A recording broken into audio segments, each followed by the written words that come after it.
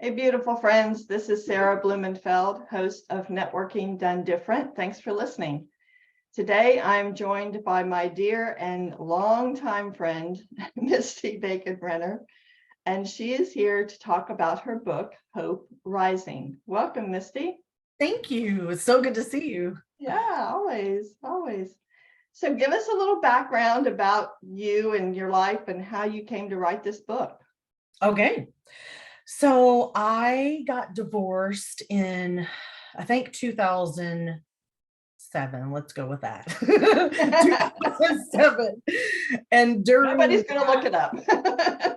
during that season of my life, I did a little bit of date. Well, in the beginning, I didn't want to date at all. I was not, frustrated, whatever, all the emotions that you go through Right. after a divorce. And I started going, I'm not doing that again. well, I did have that moment of like, well, I could just be like Paul in the Bible. He was single, so I think I could do this. And then right. a little like God started softening my heart. I started one of my friends was like, you need to get out there and date. And I was like, no, I don't. And so they signed me up for, I don't even remember, it may have been match.com or something, one of the very first ones that were out there. Yeah. I had fun going out, but I felt like it was superficial. Like it was just almost like you're handing someone your resume, but it was like really fast. Like, remember we've done like speed networking before? Yeah. I did do speed dating, and it actually was more fun than actually dating because you literally only have 4 minutes with each of these people, or 5 minutes or whatever with each of these people. So you're just like, I'm this age, I don't have kids, and and so but that's what it was like in regular dating. But I was just finding that I'm meeting people that either they were still hurting, or they just weren't where they wanted to be in life. There's just all kinds of people out there. And so I started having like funny stories, and my friends were like, you need to like journal, like you need to vlog your dates, your dating story, your history. And I was like, well, maybe. So I did start journaling, and I did feel led to like start getting serious about like journaling, or to write a book. And then I started writing the book, and I started getting very stressed out about it. I was doing all this research on how to self-publish, and just it was very stressful. And there's literally thousands of companies out there that you can pay anywhere from $1,000 to $50,000 to help you write a book. They'll only do a part. They'll ghostwrite. They'll only do your book, the cover. There's like so many companies out there. Yeah. And so by trial and error, like I'd pay, $150 for this class, and they'd give you like forms of how to like the different formats for the books or whatever. So I literally have thousands and thousands of hours of like how to write a book and get self-published, which is still, even afterwards, is interesting, because it's like, well, you have a book signing party, and then it kind of just dies after that for a little bit. So you got to continue, kind of like relationships, you have to nurture it and actually stay involved and do things. But so I actually got married, and as I was like starting to put the book together, and so and one day he was like, "So am I in the book?" I'm like, "Well, you're a ... on the last page."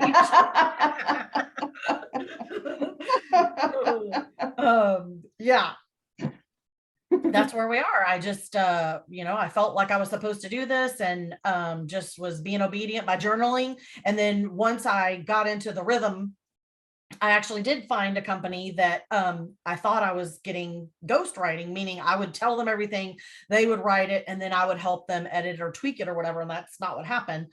So within 30 days, they paired me with this woman who it actually ended up being an amazing experience. So in 30 days, I ended up writing the book. However, with that said, I already had all these journal entries, and I was finding notes that I had like the church that I was going to at the time, we had gone to the Salvation Army and spoke, and I had kind of shared my testimony there about going through a divorce and pain and being on the other side of that. And so I'm finding that all the things that are in the book were already, I had already journaled them, or I had done a sermon, or I had done a Bible study or search or word search or whatever. All of this material was already done. And I just started figuring out, once I figured out the chapters, I just kind of cut and paste where everything was supposed to go. And then of course we read through it and tweaked it to make it flow as that, but again, in 30 days, that happened in 30 days. And it was very grueling because it was like, she'd give me homework and then we'd talk the next week. And it was tough, but it was good. And it was an awesome journey. And I recommend it to anybody. Everybody has a story that other people need to hear, right? Yeah. Yeah. So tell us what the book's about. Okay, so the book is Hope Rising, A Journey of Faith, Hope, and Healing, and it is under my maiden name, Misty Bacon. And so it is, so the first chapter, my life as a bacon, that's my first chapter. And I go from just my childhood and my family dynamics. And honestly, my parents were very nurturing, very, like, I was in all kinds of sports and Girl Scouts and choir. My brother was in band and soccer and orchestra, and I don't remember my parents not being at any of our events. So we had a very supportive upbringing. But along the way, a lot of bad things happened to me, and realizing, and it wasn't until putting this together, realizing that each of those things, while some more traumatic or dramatic than others, they all shaped who I am today. And then in the end, so that during that 12 or 14 year period, I was single after my divorce. I was single for 14 years. Really just, I got plugged into an amazing church around people that were very mature in their walk with the Lord and praying over me and just blessing me and loving on me. And so for 14 years, I was either the third or the fifth wheel, hanging out with all my friends. But it was funny because all the married couples wanted to hear my stories. They wanted to, like, even the husbands were like, "So, Misty, you gone on any crazy dates lately?" I'm like, "Well, so it's just been an interesting, again, journey of faith, finding my relationship with the Lord. Who am I? What does that look like? Hope that my future is going to be better. And then healing. Like, there was so much healing all along the way of just, I had gone to a couple of different churches in that time period. I had dated a couple of people for a longer period of time, I would say. But it just, to not settle and really out of all of that, you have to be true to yourself, and you have to really be obedient. If God is telling you to do something, do it. Because when you don't, even I'm a very I'll say disobedient Christian, in the sense that the Lord will tell me to do things and I'm dragging my feet. He even he gave me a vision of the tail end of a donkey, and he's like pulling me, and my heels are in the sand. I don't want to do it. So that's kind of been my journey with the Lord, is a slow to obedience child. I will say that. Besides your story, are you also giving tips in the book to help others in this kind of a journey? Right. So actually at the very end, I do a challenge, the Hope Rising Challenge, and it is to journal daily, because you go back and look at, I look at things that I wrote 15 years ago and I'm like, wow, I was really depressed, or I was really dumb. And I'm so wiser now. Or wow, look how far I've come, right? Like, I've learned so much, I've grown so much, and you just get to see, you start to recognize, patterns that you have. Right. And a lot of time, like true healing, you have to get to the root of that. And a lot of people don't want to get to the root. They just want to cover it up and move forward. And just like, well, things will just get better. Well, they don't. They do for a while, but at some point you've swept all these things under the rug, and eventually you're going to trip over the rug. Right. That was my experience anyway. And then to make a bucket list. When I met my husband, I was like, "So what's on your bucket list?" He's like, "You have a bucket list?" And I'm like, "Yeah, don't you?" And he's like, "No." And I'm like, "Well, I want to go skydiving," which I did when I met him. That he proposed to me that night. And like I had all these things, and he's like, wow, you put stuff down, like you do it really quickly. It's like I don't have things on my list for years. That's not true. I actually have a couple of things on my list that I keep carrying over. But to make a bucket list and live life, like I feel like I lived so much of my life protecting my hurt and to not hurt, that like once I kind of just allowed this freedom, I just feel like I'm enjoying life so much more. Like I'm, stop and smell the roses. Like that's what the book is about. Stop and smell the roses. Even if you're hurting, even if you're going through a divorce, even if you're going through, financial, whatever it is that you're going through, that enjoy that moment, because there's nuggets that you learn along the way that you don't need right then. You need them later in life. Right. And so just enjoy that process. That's really, if anything, enjoy the process. The last few years before I met my husband were, am I going to be married? Am I not going to be married? Am I going to be married? Am I not going to be married? And it was like, I've teeter-tottered on, well, I enjoy being single, but having been married, like I want to be married. I want a companion. So again, just embrace where you are and enjoy life now and in the moment, because we're not guaranteed tomorrow. Like, I could have started journaling and died the next day, or died right before I met my husband. I mean, we're not guaranteed tomorrow. Right. And it seems like the freedom you were giving yourself to, well, I could be married, I could not be married, kept you from focusing in on, I have to be married, right? Absolutely. No, for sure. That like boxes you in and just changes your energy. Well, and it's interesting because I hear people that like from a very young age, they knew all they wanted to be was a mother. And I'm like, okay, was not on my radar. But I remember even in junior high and high school, thinking I never wanted to get married. And then I dated this guy in college, and it's interesting. It's almost as if the thing, like you want something and they don't want you, you want it more kind of thing. And so then like I was craving of this, like I want to get married, but I'm still in college. Yuck, I don't want to get married yet. But the desire to want to get married, it did change over time. And then again, I was okay either way. Like I had been married. It was good in the beginning, not so good in the end. And I was okay being single because I was living my life. I was, being Misty and learning I have so many friends and so many experiences that I probably would not have had I either still been married to him or married quickly after my divorce. I traveled and I started painting.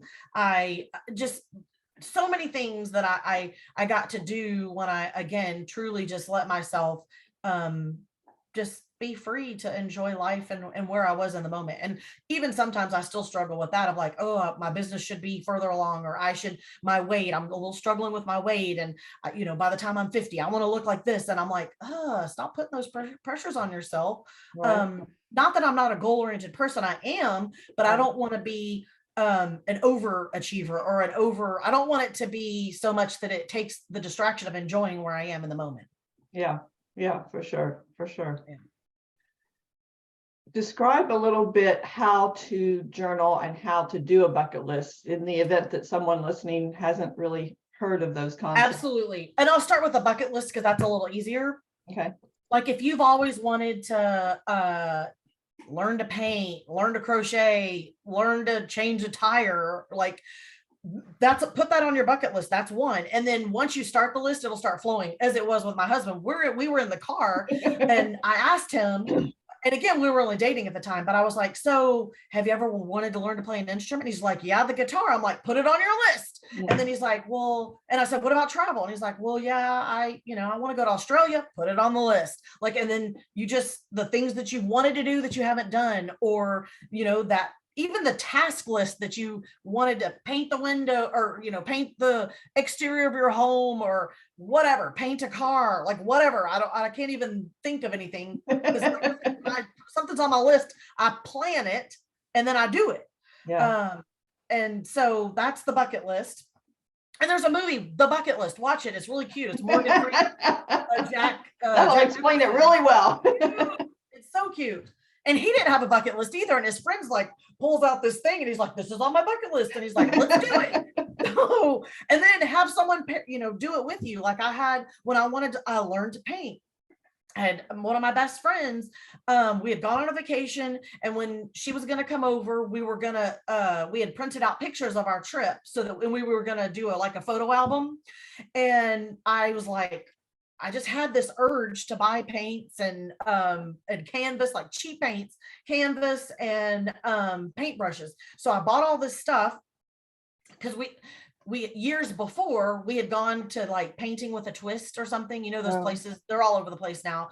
But they guide you through on how to paint a painting. And that came back to my mind, and I was like, well, maybe we'll paint some of our pictures instead of doing this photo album, which is exactly what happened. So she comes over and she's like, oh, you bought paint? She was like, I've been wanting to paint. I'm like, me too. So we started painting, and then that's been 7 to 10 years ago, and I've been painting ever since. And in my book, my book's black, the pages are black and white, so the paintings are in black and white. One day I'll get a website up and I'll put my paintings in color up there, but my paintings are all over my house. So it's cool to actually like walk around and be like, oh, I totally painted that. And I do look at my painting, I'm like, I need to tweet that. And then to journaling, I say open a Word document. Now, I used to journal on a notepad, but my mind moves way faster than my hand can keep up. Right. And I have terrible handwriting anyway. So I go back and I'm like, what was I trying to say there? I have to read Me too. So I started using Word, open up Word document, and then I would start typing. Well, now I got this thing on my computer, I can talk into it and it'll type up everything I said. Oh, so there you go. I started dating it. And then I'm a dreamer. I have dreams. So I wake up, I write down the date, and then I just try to remember the dream as vivid as I can. And it's the same thing with whatever I'm going through. And then journaling how my day was and then it was like, well, I'm going to start being thankful. So then I started journaling every day, what I was thankful for. And then it turned into, I heard a sermon or someone had a quote, and I would start diving into looking at what those words mean, or what that scripture meant, or what the quote meant, or what were they going through in their life. And I started writing out what that meant, but then God was giving me revelation for myself on what that actually meant. So there was a lot of healing that came through my journaling, and then even more healing when I actually put the book together. And then even when I read the book, I was like, oh my gosh, I totally wrote a book. I'm an author now. Like, and I wasn't even on my bucket list. So I added it on my bucket list just so I could scratch it off. Right.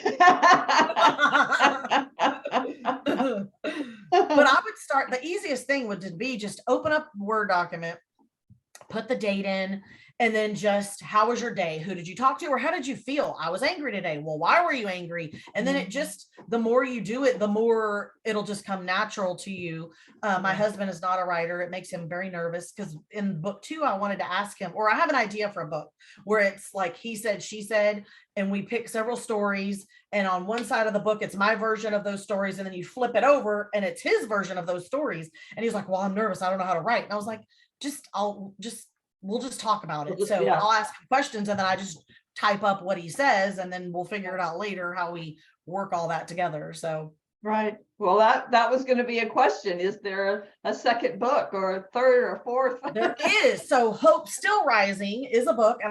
So in my first book, chapters, I'm trying to get to the page so you can see, the chapters are MISTY. And so in book 2, they're going to be JAMES, which is my husband's name, James. So, wow. So read us the chapter titles. Okay. So chapter 1, My Life as a Bacon. Chapter 2, I'm Waiting, Lady in Waiting. Chapter 3, Sacrifice Not Necessary, Just Surrender. 4 is Trust the Process. And 5 is Yielding Out of the Wilderness.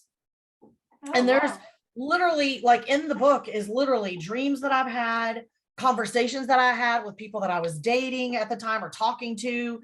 One guy, like, we were just texting, and then like it wasn't going in the right direction. I was like, look, I feel, I'm not going to be communicating as much anymore. It's just not working for me. I don't remember exactly how I said it. And she's like, you're breaking up with me. I'm like, it's text message. We're not dating. Texting is not dating.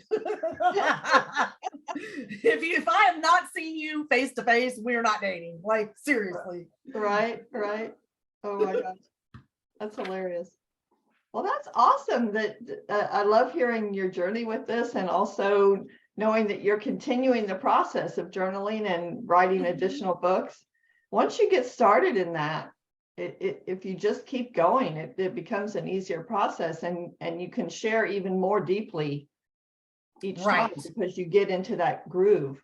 And I was thinking about that. So Hope's Still Rising, instead of calling it Hope Rising 2, like Hope's Still Rising, because hope is still rising. Like, we should be looking forward to, every day hope of the future and a better future. And I feel like I want to go back and read it again, like chapter by chapter, because I feel like I'll probably elaborate more in book 2. And to read book 2, you're not going to have to have read the first book, because I'll obviously recap. But now I have stories of being married. I've been married for 2 years now. And the other day we're walking out, and we both have 2 cars together in both of our names.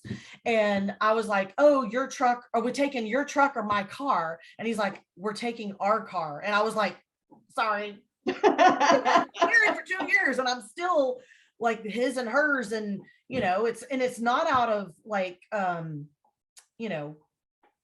it's your car because you're the top bill on the loan, or my car because I'm the top bill. It just, I don't know, it's just, that has been a hard transition for me. So like, it's probably who drives it more, right? No, exactly. He drives the truck and I drive the car, so that it's his truck and my car. Like, I just, I don't mean to be, but it brought it to my attention after he said, he does it all the time. He's like, R. And I was like,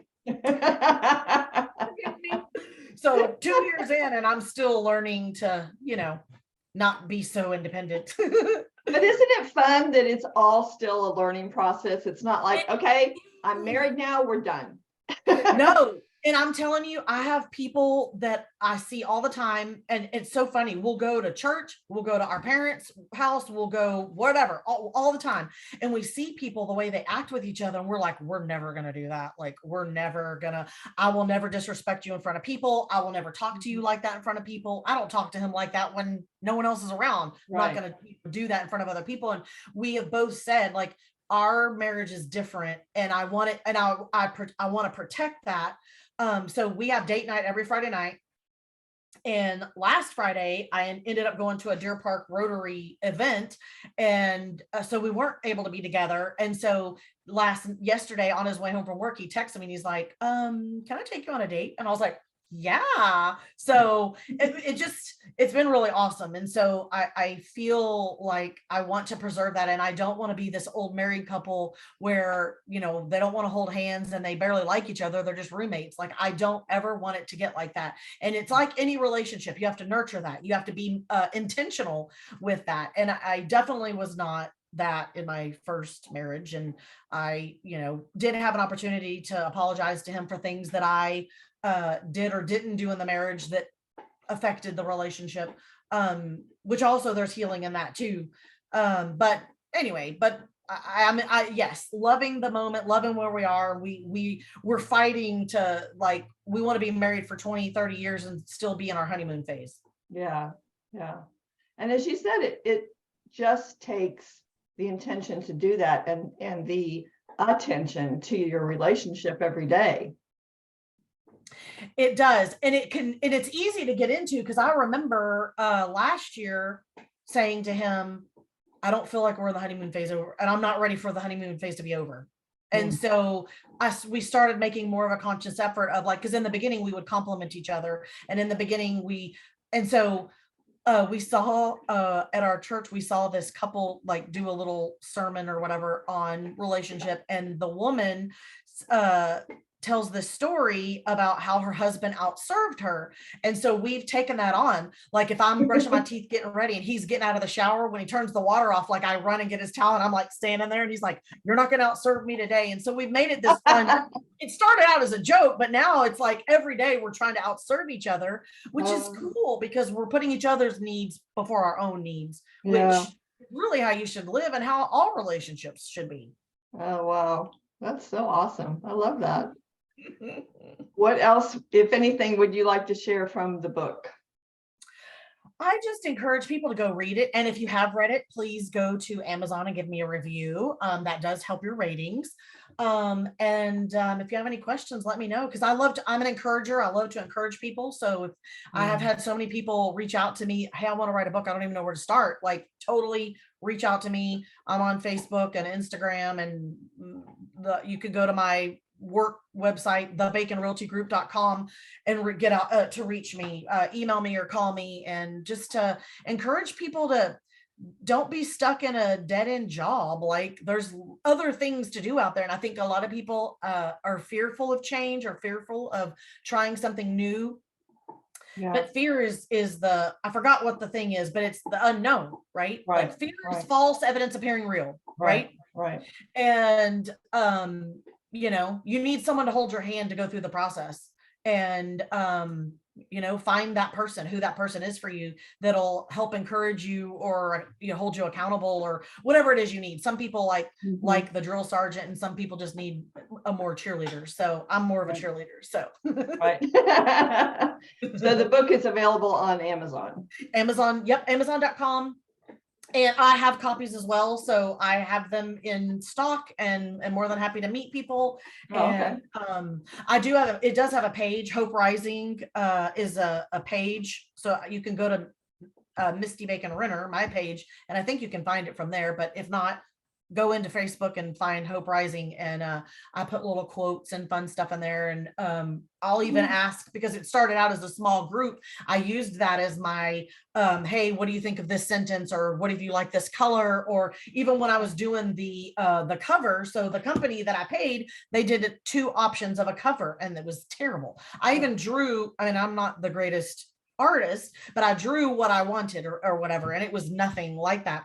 Oh, wow. My friend knew that. She literally, I posted it in that group, and then she texted me a picture of this, and this is what I used. Like, my friend did the cover, and I was like, it's amazing, I love it. Oh, So nice. yeah, just get a partner, or get a friend, get somebody to help hold your hand, and make that bucket list, and just start. Just do it. Even if you only have one thing on your bucket list, just put it on your list. Yeah. So. And ask other people, what's on your bucket list? And then you'll be like, oh, I want that on my list. Hey, let me do that with you. Let's do that together. Like, Yeah. And that's what happened. A friend of mine posted that he wanted to go skydiving for his birthday in November. That was on my bucket list. So I immediately responded to him when, and he wrote back the date. And then he said, let me do he did a little research, found the place, and he's like, I got my ticket. Are you in? And I went and bought my ticket. And then, like, I did it with him. So his wife and James, who we were just dating at the time, like, hung out together while he and I go up in this plane and come down in a parachute. Wow. So you got to have somebody. You don't always have to, but it's more fun and enjoyable to have other people to do things with. Yeah, for sure. Oh, wow. Well, thank you, Misty. This has been awesome. And your sharing of your life experience is so valuable, and I really appreciate you. Thank you. I miss seeing you all the time. Didn't we meet at Clear Lake Chamber? Probably. Networking. Back in, I don't know, 2005 ish. Yeah. Something like that. Yeah, for sure. As I said, long time dear friend. Yes. And that's just a testament too, that you have to be intentional, right? Like, you moved and then came back, and we and it's cool with you is that when we do catch up, like, it's like we didn't miss a beat. Like, I can have not seen you for 5 years, and when I see you, it's like we've been best friends for the whole 5 years. Yes, it's awesome. All right. Thank you for having me on your show. I'm very honored and appreciate it. Yeah, thank you for being part of it. I love it. Yeah. And thank you, friends, for listening. If you have any questions or would like to be interviewed, please email me at networkingdonedifferent@gmail.com. Thanks. Bye-bye. See you later.